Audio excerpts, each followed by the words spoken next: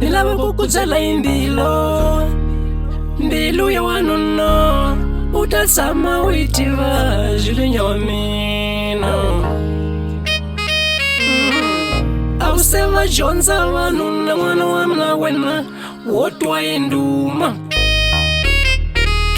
tela mbilwini ya wanuna kuna liranji la kuranza wansati kuna liranji la kunavela ausitiwi mwana wa mino xihlangi xa mina vaketi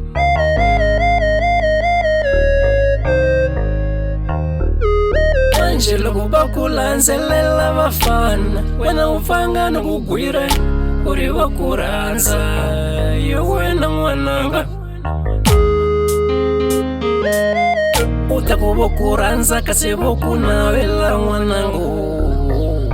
va ta ku yuza vafana iya hlariya julinya wa mina hlariyo iya